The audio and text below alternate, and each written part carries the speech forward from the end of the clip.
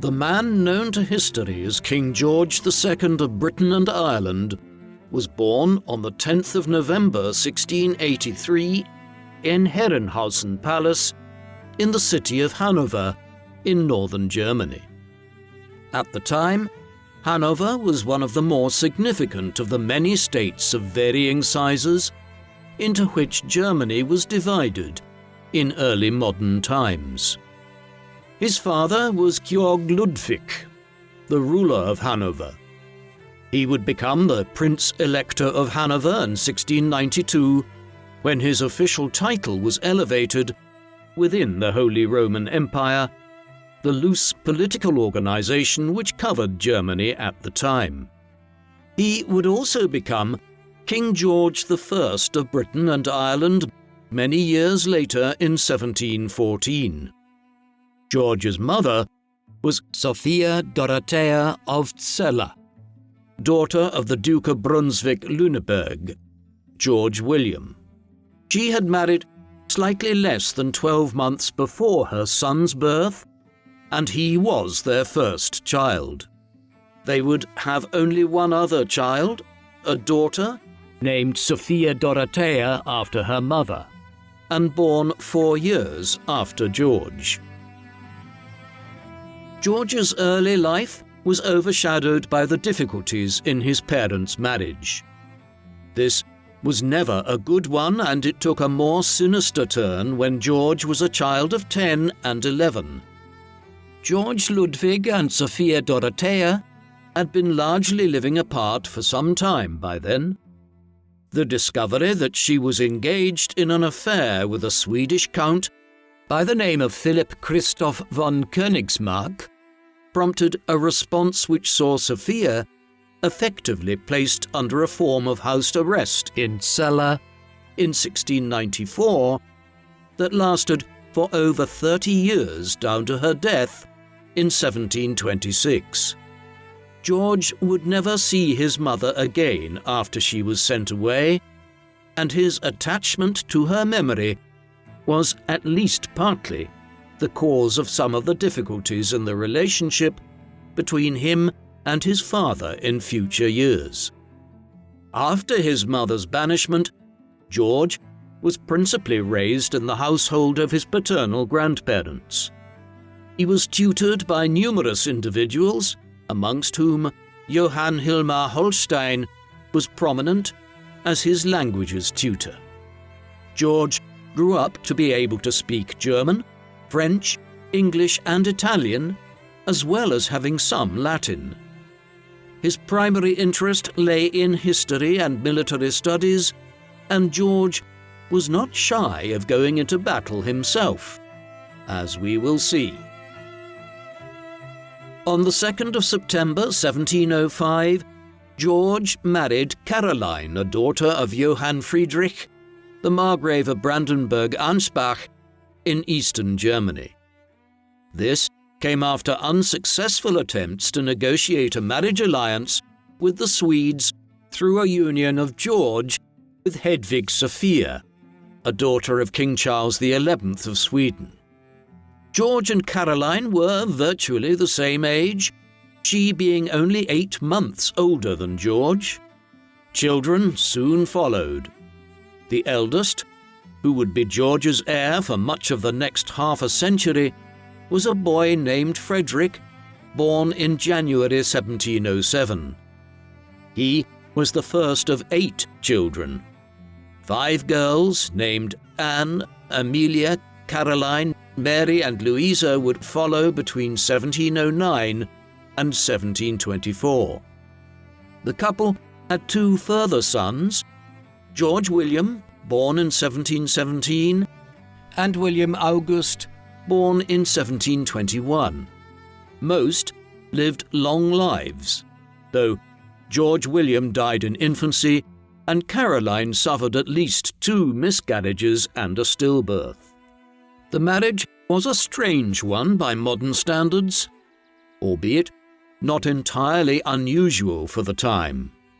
George and Caroline were reasonably close, but this did not stop him from keeping a string of mistresses throughout virtually the entirety of their 30-plus-year marriage.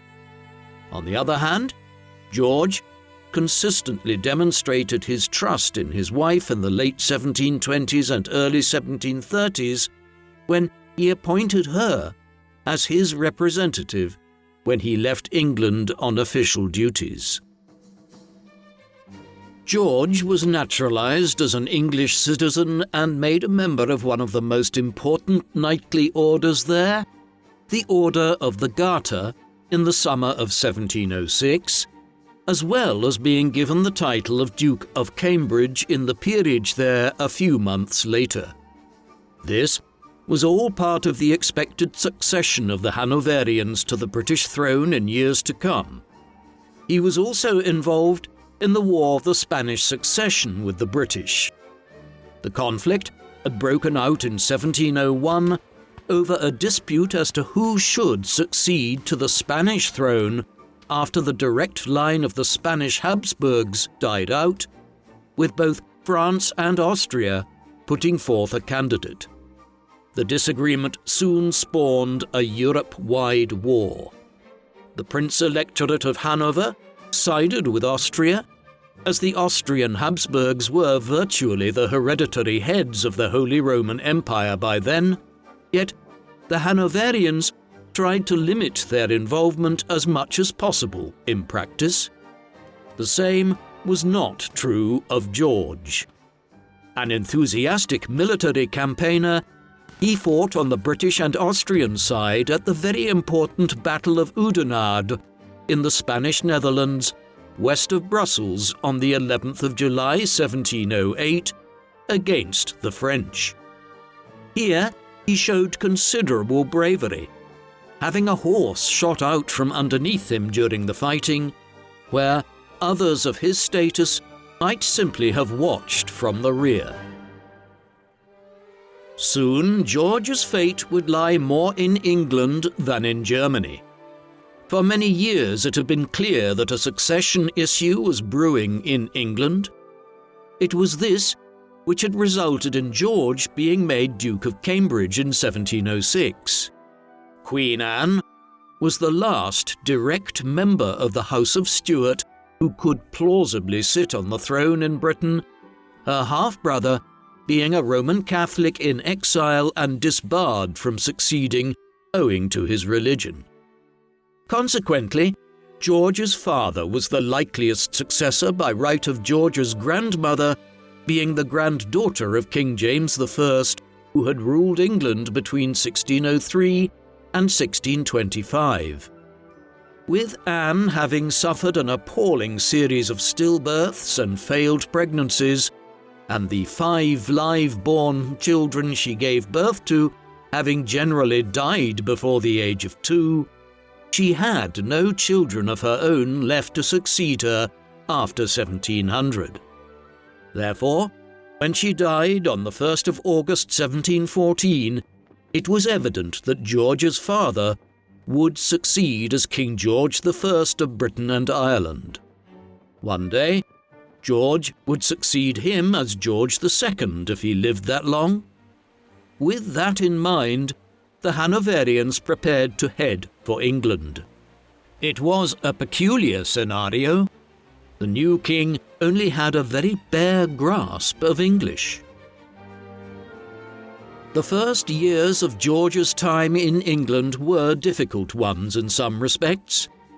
His relationship with his father had been fraught for some time, something which would become a tradition between king and heir within the House of Hanover.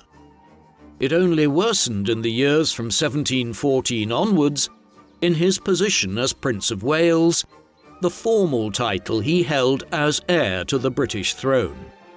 A major quarrel broke out between father and son in 1717.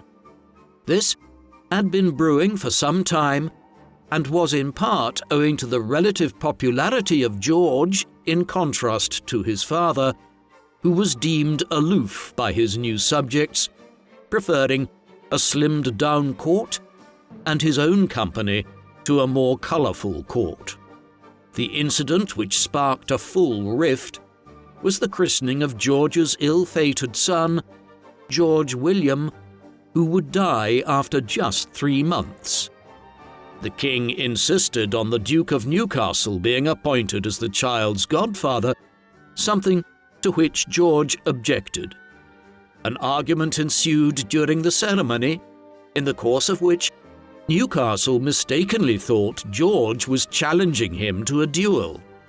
In the furore which followed, the king kicked George and his family out of St. James's Palace and informed many at court that they would have to choose between their loyalties to him or the Prince of Wales. It was an overreaction on George's father's part. Still, it took 2.5 years before a reconciliation of a kind was reached in April 1720, and even then, the relationship between the prince and the king remained strained for the remainder of George I's life.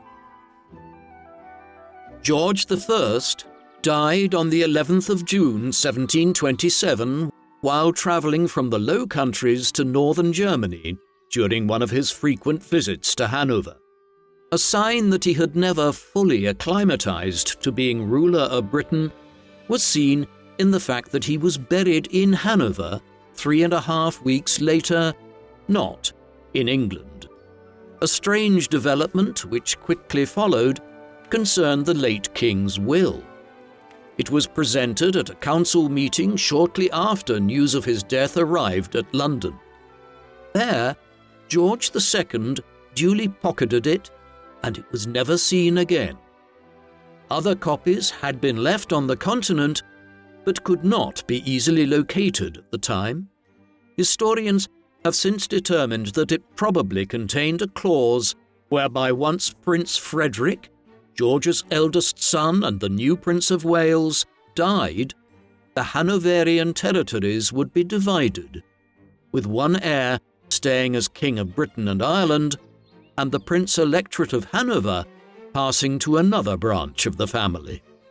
George clearly did not want his father pulling such strings from beyond the grave. Whether he destroyed the will or it was lost in some other fashion remains unclear. The new king and his queen were crowned at Westminster Abbey on the 11th of October 1727 in a rather modestly budgeted and quickly organised affair. It was notably carried out to the sound of music composed by George Frederick Handel. These included Zadok the Priest, a stirring arrangement which has been performed prior to the anointing of every British monarch since 1727. George had ascended the throne at a critical juncture in British political and colonial history. As recently as the 16th century, England had been considered one of Europe's second-tier powers, dwarfed by the Habsburgs of Spain and Austria, and standing firmly in the shadow of the Dutch Republic in terms of its trading and commercial power. That had changed by the early 18th century, as the English began colonizing much of the eastern seaboard of North America from 1607 onwards, occupying many small islands in the West Indies, which became valuable sugar colonies, and establishing a significant presence in Asia under the rubric of the English East India Company. It had also eclipsed the Dutch as the preeminent naval and trading power of Northern Europe through 3 wars with them in quick succession between 1652 and 1674. By the dawn of the 18th century, it was entering into a period of prolonged rivalry with France to become the foremost power in Europe, one that saw the two states at war with each other so frequently between 1689 and 1815 that many historians now speak of a Second 100 Years' War between England and France during this era, the first having occurred back between 1337 and 1453. George's reign was critical in that tussle, While France had very much been the more powerful state when this commenced in the late 17th century, his 33-year reign would see the pendulum swing in Britain's favour. This was an age of extensive letter writing and diary keeping, much more so than previous centuries, and we have a good idea of how George conducted his daily routines as king, both from his own pen and those who spent time around him. From these, we learn that he was a monarch who took an active interest in political affairs. At the same time, he could hardly be described as a workaholic or someone who was concerned with the minutiae of administration. He spent much of his time hunting and engaged in what were considered traditional royal and aristocratic pursuits.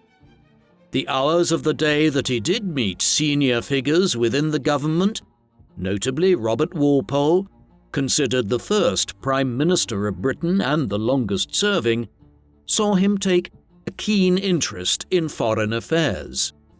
This was hardly out of the ordinary. Britain was at war for over half of the 33 years that George was on the throne. The new king didn't display the same regard for domestic affairs, and he tended to leave these to Walpole and others. As we will see, he has often been smeared as being a figure who was dominated by the senior politicians of the age. Clearly, there were reasons for such an approach. The court formalities of the 18th century, with their endless morning and evening rituals, banquets and court engagements, left little time for sitting at a desk worrying over the specifics of economic or judicial policy. Luckily, we also have some colourful accounts of George's life as king and his personality. Surely the most salacious are those of John Harvey, a secretary to the Prime Minister, Robert Walpole. His memoirs were considered too revelatory of royal life to be published in the 18th century. In them, he revealed how the king kept a string of mistresses, most notably the Countess of Suffolk, Henrietta Howard, and the Countess of Dettingen, Mary Scott, but that there was a bizarre level of formality when he engaged with them, almost as though he was welcoming foreign dignitaries to his court. George was not exactly kind when it came to ending these trysts. He intended to dismiss the Countess of Suffolk from court at one juncture on the basis of her being old and increasingly deaf, only for the Queen, George's wife, to have to intervene on her behalf. Dettingen was described as constantly smelling of Spanish wine. Elsewhere, we see a king with a foul mouth, one who surrounded himself with individuals with a childish sense of humour. It was considered comical to pull the seat out from under someone as they were about to sit down, sending them cascading to the floor. A less pleasant aspect to all of this, though, was George's temper, which was considerable.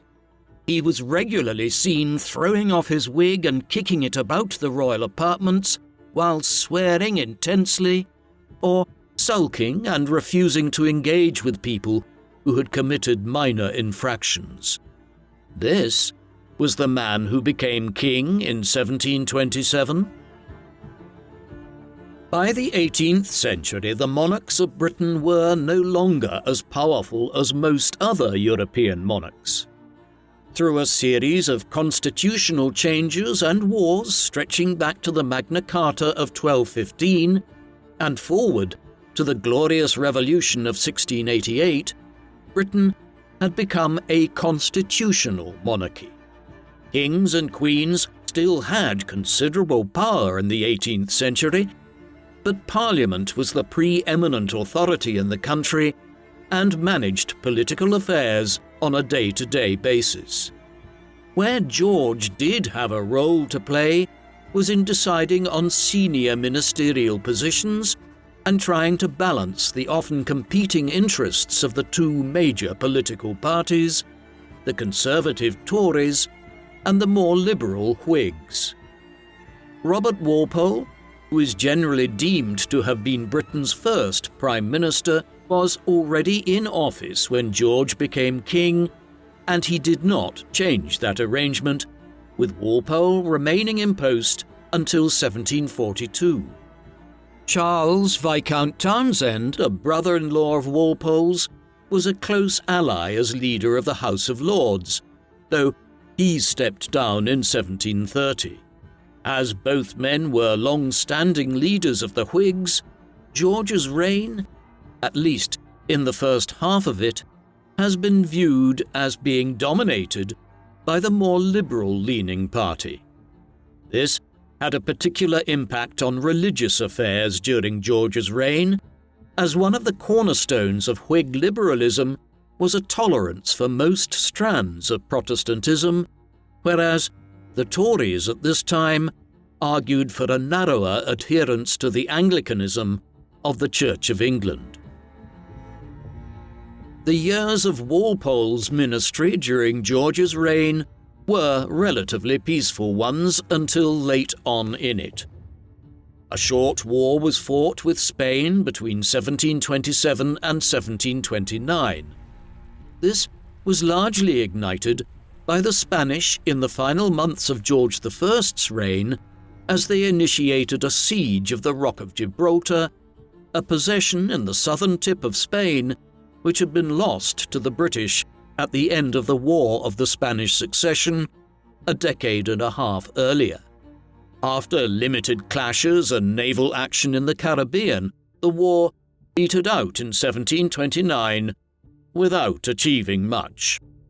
Thereafter, Walpole engineered an ever closer relationship with Austria on the international front, something which George was inclined towards as one of the electors of the Holy Roman Empire.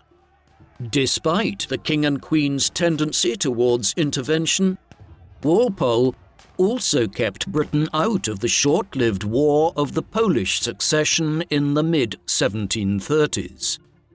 At home, this decade saw numerous land tax acts in support of the Crown passed through Parliament, something which impacted on George's household and court.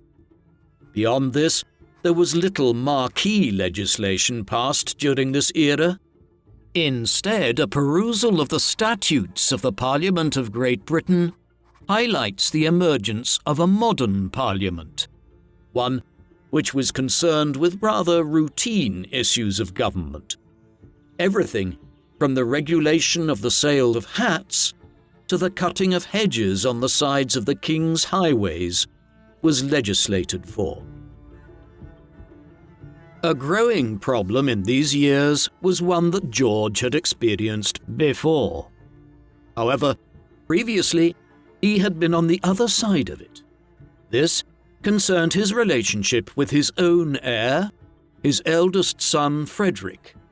Frederick had been left in Germany at the time of the Hanoverian Succession and spent nearly 14 years being raised here, while his father and mother were in England. When the Prince of Wales arrived to England to take up his position as heir in 1727, he was consequently something of a stranger to George. The relationship between king and heir was difficult following Frederick's arrival in London, and it did not improve the longer they spent in the same country. They boiled over nearly a decade into the reign after Frederick married Augusta of the House of Saxe-Gotha, and almost immediately appealed to Parliament without consulting his father to increase his allowance now that he was mired in the business of producing his own heir. George's famous temper exploded at this perceived act of betrayal, and, in an almost carbon copy of the dispute between him and his own father back in 1717, he threw Frederick and his new wife out of St. James's Palace. The rift would not be healed for many years, and there were constant rumours that the king intended to bypass Frederick in favour of his other surviving son, William, Duke of Cumberland, with whom he had a much better relationship. The difficulties of this father-son relationship for George were added to when Queen Caroline died in November 1737, when a hernia ruptured her bowel. Her and George's marriage had been a strange one. His constant infidelity didn't speak of a close attachment, yet he was genuinely distraught at her passing and somewhat touchingly insisted he would not remarry when she was on her deathbed. Conflicts of another kind were brewing on the continent. In 1739, Britain ended up at war with Spain again. It became known as the War of Jenkins' Ear, as the British government launched it based on an incident back in 1731 when a British seaman, Robert Jenkins, had his ship boarded and his ear cut off by Spanish mariners. In reality, the incident was simply dredged up as a relatively good excuse for going to war with Spain in order to improve Britain's position in the Caribbean. The War of Jenkins' Ear soon morphed into a wider European conflict, one which would run through nearly a decade in the middle of George's reign. This was the War of the Austrian Succession. This war came about owing to the issue of female succession in the lands of the Austrian Habsburgs, which included most of modern-day Austria, Hungary, Czechia, Slovenia, and Croatia, as well as additional lands in Italy and the Austrian Netherlands. Back in 1713, Charles VI, Holy Roman Emperor and Archduke of Austria, had overseen the passage of a pragmatic sanction to ensure that his niece, Maria Josepha, could potentially succeed him if he died childless, as his marriage had not yet resulted in children. This was needed to overturn the Salic law, a very old medieval law which prevented women from succeeding to the throne in several European countries. Just a few years later, Charles's marriage did produce children, but this was a daughter by the name of Maria Theresa. Thus, the pragmatic sanction was still needed when Charles died in 1740 to allow Maria Theresa to succeed. War followed because a number of the European powers, foremost amongst which were Prussia, Bavaria, and Saxony, all saw the possibility of making gains in Germany by objecting to Maria Theresa's succession as Holy Roman Empress. So began the War of the Austrian Succession in December 1740. Britain did not have a clear interest in the war when what was primarily a Central European affair broke out. Instead, its entry into it was predicated on a number of other factors. First and foremost, France quickly entered the war on the side of Prussia, and it was clear that the French intended to use the conflict as an opportunity to seize some of the Austrian Netherlands in what is now Belgium. Given the constant rivalry between the French and British at the time, there was no doubt that the British would quickly ally with Austria to block French ambitions. Secondly, George II did have a personal interest in the German dimension of the conflict as Prince Elector of Hanover. Therefore, Britain was partially dragged into the War of the Austrian Succession on account of George's Hanoverian ties. The war would last for 8 years. Much of the fighting played out in Central Europe and the Low Countries. British contributions were primarily seen in the latter region, and the Rhineland as well as at sea, where the British Royal Navy faced both French and Spanish flotillas in a wide theatre of naval warfare in the Atlantic and the Caribbean. This video is sponsored by Odoo, a platform that offers a suite of apps for all your business needs. Join 12 million other Odoo users worldwide who have discovered how having all your business needs met in one place increases efficiency and makes managing your business a breeze. Odoo saves your employees time and you money. It is fully customizable and is an amazing addition to any business. The CRM app in Odoo helps you organize your sales activities, track leads, close opportunities, and get accurate forecasts. You can visually organize opportunities with different views, such as the list view, calendar view. And with the Kanban view, each opportunity is displayed as a card that you can easily drag across each stage. Every card has its essential information, and you can quickly add activities to ensure no follow-up is missed. Incoming emails and internal exchanges are handled in one place, ensuring easy access to the discussion history at all times. Managing an opportunity can easily be done through Odoo's CRM application, adding won or lost when the status is known to keep your database up to date. Plus, by pulling a monthly expected revenue report, sales managers can see which team members are reaching their goals and who may need additional assistance to close valuable deals. In addition, the sales reporting function presents your key information clearly on a customizable dashboard.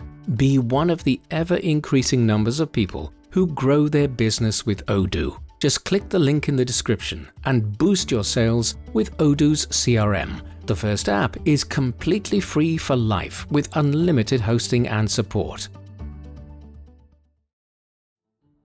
George took what by the 18th century was a very unusual decision for a British monarch to campaign militarily in person during the war.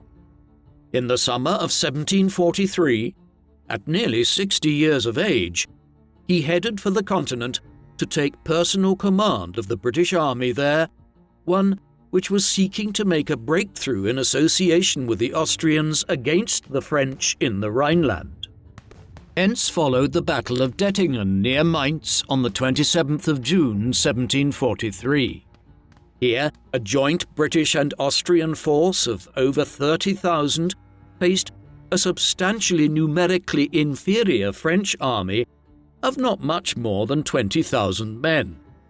The fighting only lasted for a few hours and ended when the French, recognizing that their strategic situation was not ideal, retreated across the River Main.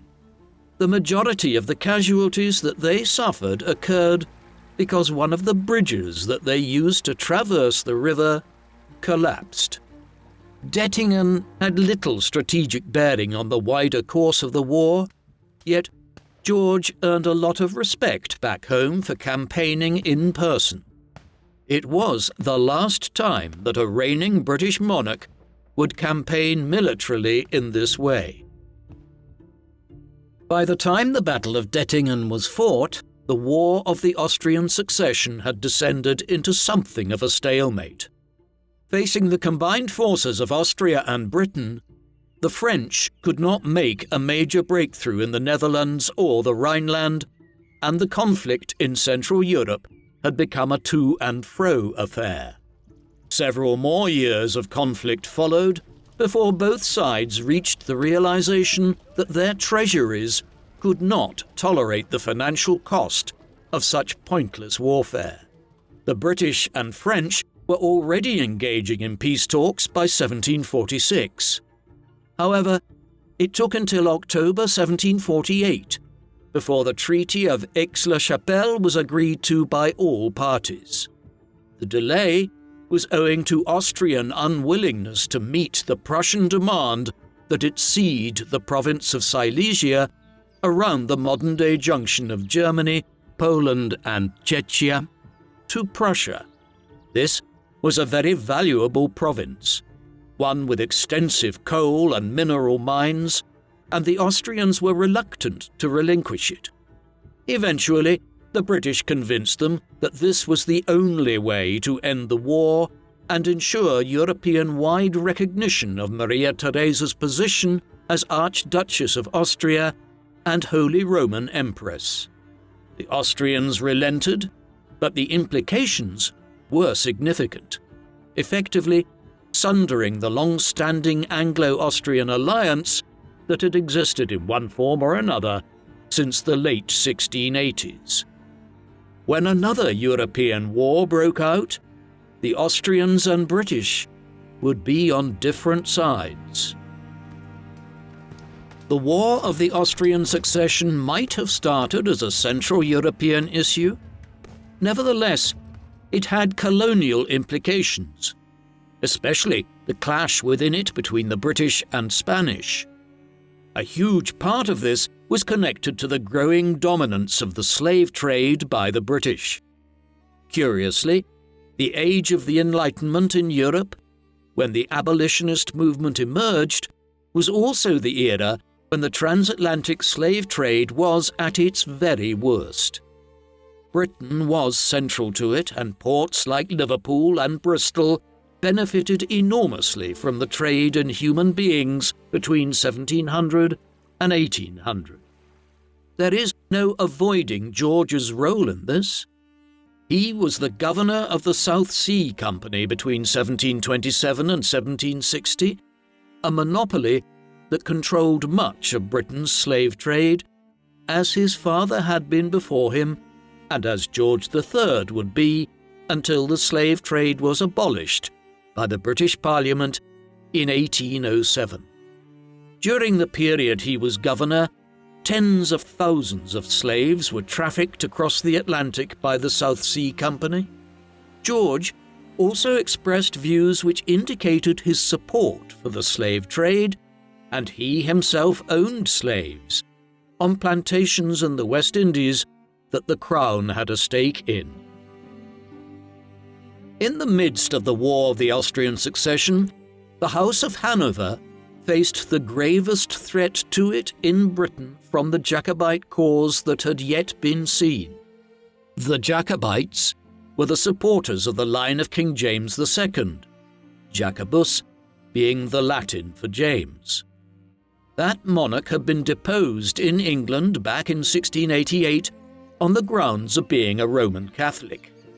He and his descendants from his second marriage to Mary of Modena had subsequently lived in exile in France. His son had attempted an uprising in Scotland in 1715, shortly after the ascent of the House of Hanover, to little avail. Much more serious was the rising which Charles Edward Stuart, the grandson of King James II, attempted in 1745 in Scotland. He arrived there after ensuring the support of numerous senior Scottish aristocrats, including the Dukes of Perth and Atholl. After commencing the revolt in August, they quickly seized control of Edinburgh and then proceeded southwards. The Jacobite forces reached as far as Derby in England. They soon retreated back to Scotland, for the Jacobite support which Charles had assured his Scottish followers would materialise in northern England never came. The rising was snuffed out when an English force under George's younger son, William, Duke of Cumberland, defeated the Scots at the Battle of Culloden on the 16th of April 1746. Charles Edward Stuart fled back to the continent.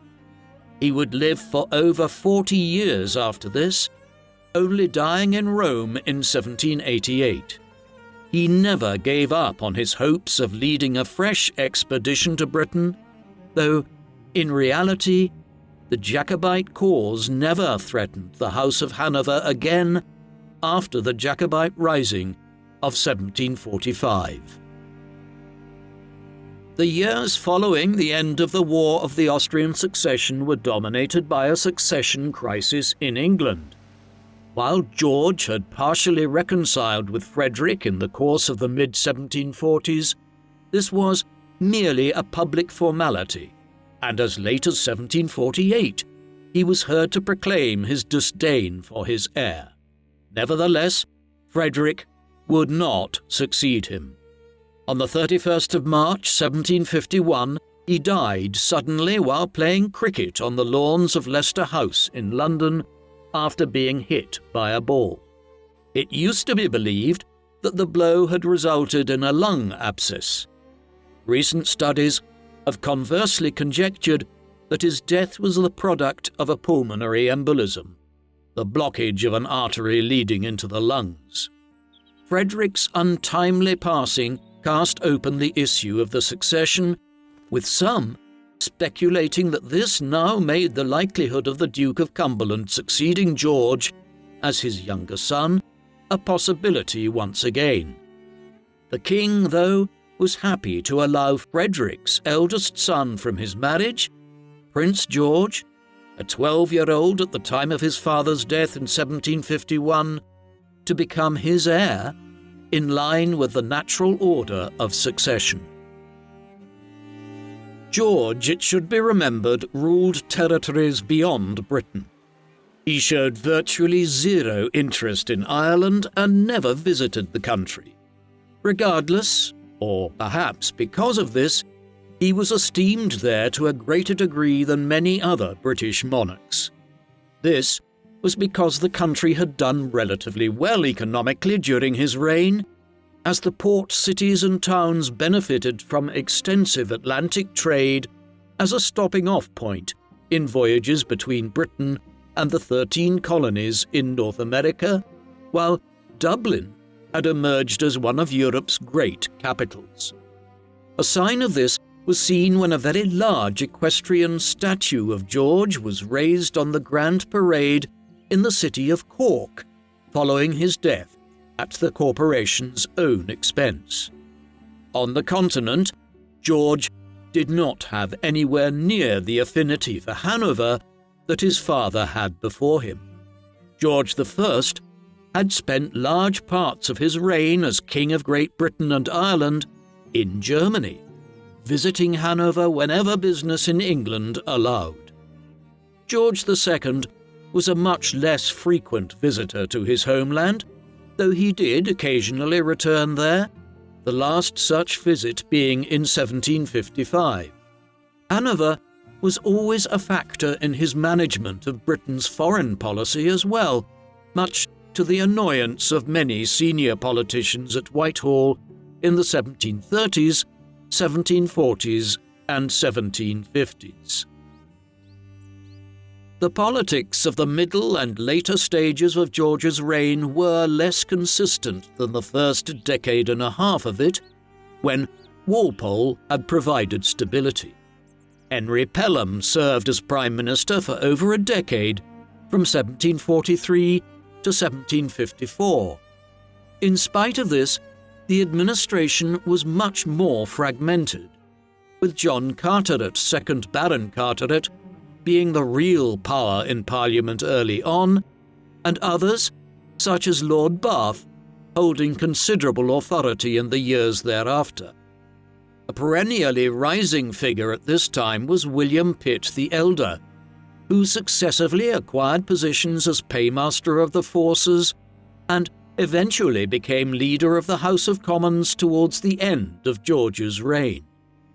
He would have risen to a senior post in British politics earlier had it not been for George disliking him intensely, an animosity which first emerged in 1735 and 1736, when Pitt established himself as a critic of the government in Parliament, and especially of its failure to intervene in the War of the Polish Succession. That George could not fully block Pitt's promotion in the 1740s and 1750s is a sign of how effective the constitutional monarchy in Britain was by the mid-18th century in terms of compartmentalizing the respective powers of the Crown and Parliament. Pelham's death in 1754 occurred at an inopportune time as Britain was about to once more descend into another long war. The first stirrings of this occurred in North America, where Britain ruled the 13 colonies stretching between New Hampshire and Georgia along the east coast of the modern-day United States. France controlled New France, a territory which included the eastern provinces of modern-day Canada, but also nominally a stretch of land running from the Great Lakes south along the Ohio and Mississippi rivers to Louisiana. The French presence in much of the latter region was very limited, with little more than a few forts and trading stations in places like Ohio. The goal of these was clearly to hem the 13 colonies in and prevent future British expansion in North America inland from places like New England and Pennsylvania. Conflict broke out in 1754 after repeated clashes along the frontier in Canada, the Great Lakes, and the Ohio River. Both sides would involve their Native American allies in a clash which was memorably captured in James Fenimore Cooper's novel, The Last of the Mohicans. It was, ultimately, a very poor decision by the French to go to war here. The colonial community in Quebec and other parts of eastern Canada was about 60,000 strong at the time. The population of the 13 colonies was at least 1.5 million. These resources would soon come to bear, and by the late 1750s, the British and their Iroquois allies had gained the upper hand, with Quebec falling to the British in 1759 and Montreal in 1760. The French and Indian Wars in North America soon morphed into a much wider conflict in 1756. The 7 Years' War, as it would become known, came about owing to diplomatic ruptures on the continent, with Austria determined to go to war with Prussia in an effort to recover the province of Silesia that it had lost back in 1748 at the end of the War of the Austrian Succession. The difference in this new instance was that Britain was now allied with Prussia and Austria with France. As ever, the fact that George was the Prince Elector of Hanover, as well as King of Great Britain and Ireland, complicated British foreign policy, though in this case British entry into the war was made easier by the fact that a limited colonial war with France in North America was already underway. The 7 Years' War that now ensued has been termed the first global conflict, as the fighting touched virtually every continent. The main theatres were in Europe and North America, yet there was also fighting in the Caribbean, South America, Western Africa, and India. George's role in managing parts of the war effort in London were made difficult by both his own old age and flagging health, and also his continuing resistance to the rise of William Pitt, whose ascendancy was being promoted amongst the Whigs when no statesman of ability emerged to replace Pelham after 1754. A compromise was subsequently worked out, whereby Pitt became leader of the House of Commons, and the Duke of Newcastle, Thomas Pelham, brother of Henry and a protégé of Walpole's years earlier, was made Prime Minister in 1757. Newcastle had already filled the role between 1754 and 1756, though in something of a more interim capacity than he now achieved. He was the last Prime Minister of George's reign and served until 1762. Though things were going well in North America and at sea, the war effort proceeded poorly on the continent at first. On the 26th of July, 1757, George's sole surviving son, the Duke of Cumberland, was defeated by a French force invading Hanover at the Battle of Hastembeck. It ruined his previously successful military career and led to the Convention of Klosterzeven, whereby Hanover agreed to exit the war separately from Britain in order to avoid being occupied by the French. Under pressure from King Frederick II of Prussia and from Pitt in Parliament, George disavowed the agreement in 1758. War was not the only consideration of the 1750s for the king. Two events in the twilight of George's life were completely out of character. George II cannot be said to have been a cultured or cultivated man. He had a juvenile sense of humour and seemed to primarily be interested in cards and hunting. He almost never read and displayed a kind of fascination with the fact that his wife wished to have scholars and artists at the court, as though he couldn't wrap his head around why she would bother. It is somewhat surprising, then, to learn that in the 1750s he presided over the creation of two very significant cultural institutions. For decades there had been plans in England to create an institution which would house archives of documents of historical significance and objects, one that might be called a museum, after the word mausion, the Greek term for the Library of Alexandria in ancient times, named after the muses of Greek religion and mythology. When Sir Hans Sloane, a doctor and scientist from Ulster in the north of Ireland, died in 1753, he had assembled a huge collection to this end, one which he bequeathed to George with directives to use it to establish a museum. While he might have had little interest in it on a personal level, George should be credited for quickly ordering the passage of an Act of Parliament which created the British Museum. Over a quarter of a millennium later, it remains one of the greatest museums in the world. Part of the basis of the museum was the private papers which Sloane had collected over the decades. These, along with the enormous range of papers collected by the 17th century antiquarian Sir Robert Cotton, and the archives of the first Earl of Oxford, Robert Harley, were the foundational collections of the museum. Today, they are located separately and form the bedrock of the manuscript archives of the British Library. A fourth collection was soon added to the Sloane, Cottonian and Harleian manuscripts, and this again involved George II. In 1757, 4 years after the museum was established, he donated the old Royal Library to it, a set of some 2,000 rare manuscripts and books collected by various monarchs of England and Britain since the late medieval era.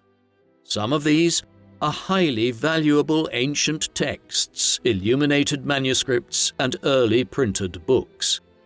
A highlight is the Codex Alexandrinus, one of the 4 great uncial codices, the 4 earliest surviving manuscripts in ancient Greek, dating to the 4th and 5th centuries AD. They still form the basis of the royal manuscripts at the British Library, a collection that George's successors would add to. In many ways, George's actions in establishing the British Museum in 1753 and the Royal Manuscripts Collection in 1757 was a product of his sheer disinterest in reading. Had he been more interested, he might have kept the Royal Collection to himself and added Sloane's archive to it, but instead, he gifted them to the nation, and in doing so laid the basis for 2 of Britain's great cultural institutions, the British Museum and the British Library. Another development towards the end of George's reign would have an even greater long-term impact than the foundation of the British Museum. It happened on the other side of the world, in India. English involvement in the subcontinent had begun a century and a half earlier, when the English East India Company was founded in 1600 as one of the main joint stock companies being set up in London at the time to further English colonial activity and trade abroad. with the Anglo-Portuguese alliance of 1662, through which Catherine of Braganza married King Charles II, England received Bombay, modern-day Mumbai, as part of the marriage alliance. The English East India Company continued to expand their activities thereafter, acquiring footholds in Madras and Kolkata in the first half of the 18th century. There were impediments to further expansion, though. Firstly, the French were colonial rivals here and had established their own bases around Pondicherry in the 1720s and 1730s. Secondly, the Indian states were much more technologically and organizationally advanced than, for instance, the native states that the Spanish had faced in Central and South America in the 16th century, and conquering them would be much more difficult. Still, they were also very divided, with the Mughal Empire controlling Delhi and much of the north, the Maratha Empire as the largest force in central India, numerous smaller states, such as Hyderabad and the Kingdom of Mysore, dominating the southern half of the Deccan Plateau in the south of the subcontinent, and a large patchwork of kingdoms ruled by Nawabs in the east, of which Bengal was the most substantial. If the English East India Company handled things well, what it could do was play these competing powers off against each other and slowly increase its own power. Into this mix in the mid-1740s arrived Robert Clive, a young man from Shropshire who had come to India to take up a position as a clerk with the East India Company. He gradually worked his way up to a military station and then a senior command position.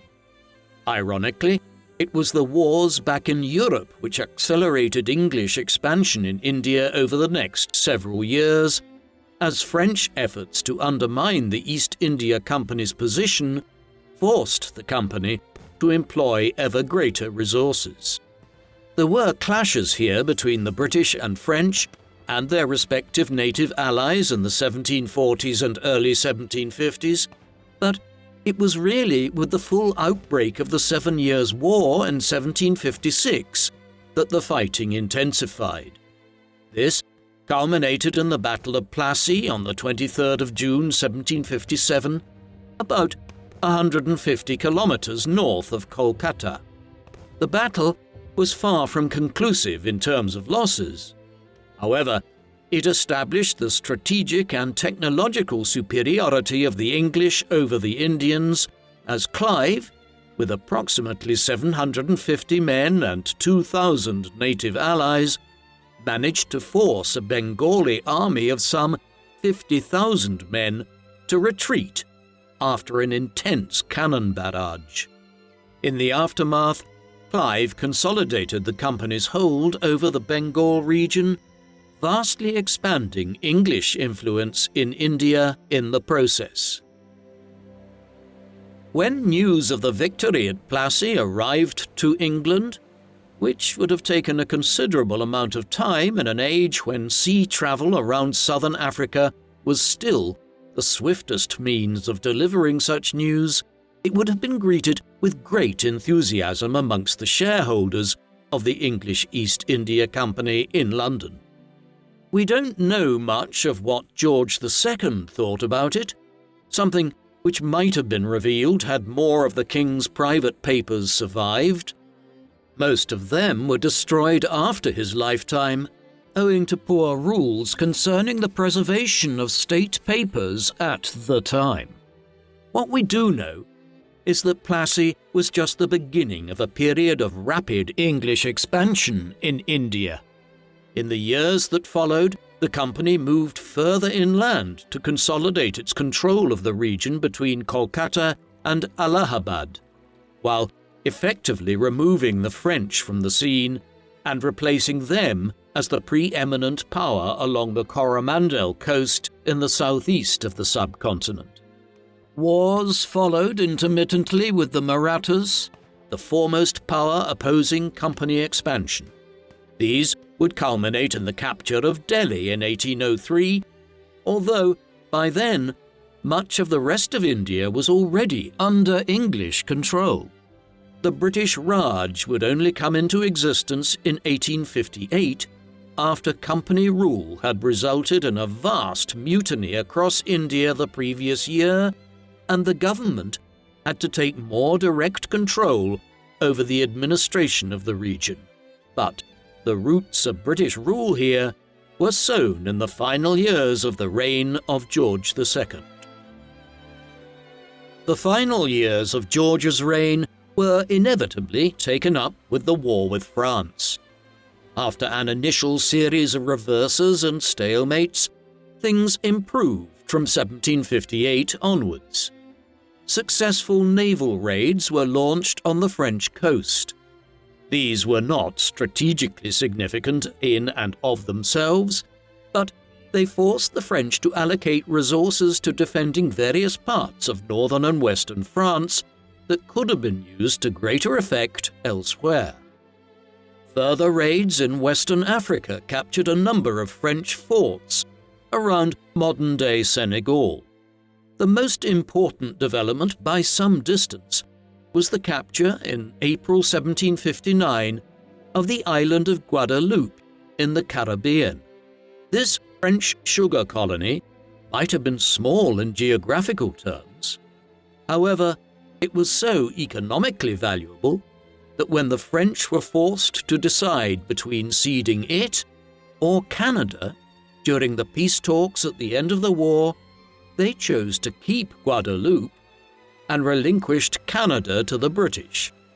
Were it not for this small island and the capture of it in 1759, the history of North America might have been very different. At home, there was the perennial managing of political squabbles between William Pitt and Newcastle. The king also showed a concern for the political education of his grandson, the future King George III. There were the inevitable discussions about his marriage.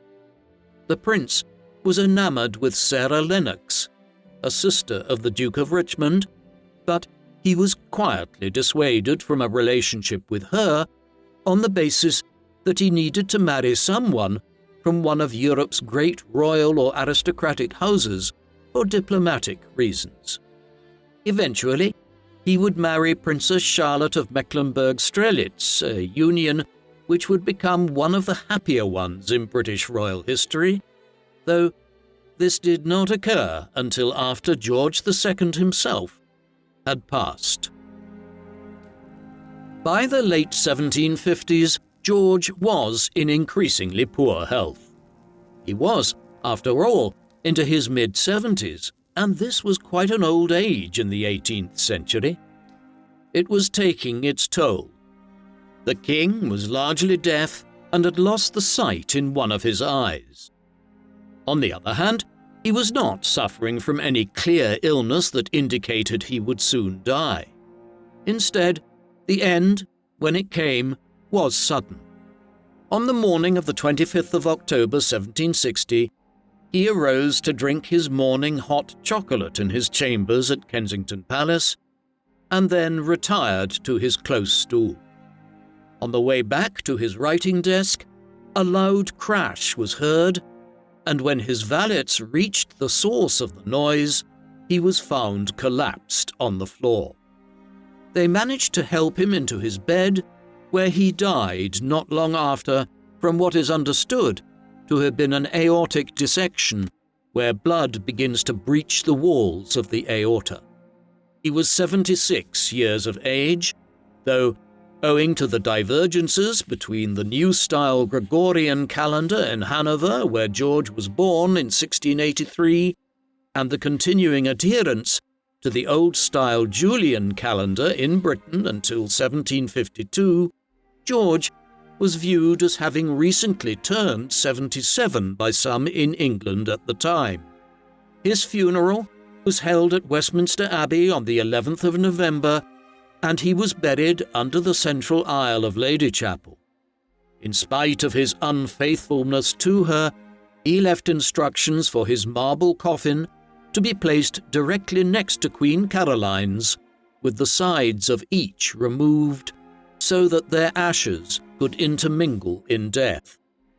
He was the last monarch to be interred at Westminster Abbey, with monarchs from George III onwards buried at Windsor Castle. The tempo for the next quarter of a century of British growth had been set in George's reign. The English East India Company continued to expand at remarkable speed in one of the most peculiar stories of corporate success in human history. By the late 18th century, the English East India Company had conquered large stretches of the Indian subcontinent, paving the way for the creation of the British Raj in the 19th century. The 7 Years' War came to an end in 1763. Under the terms of the Treaty of Paris, the French ceded what is now eastern Canada to Britain, with huge implications for the political, cultural, and linguistic history of North America.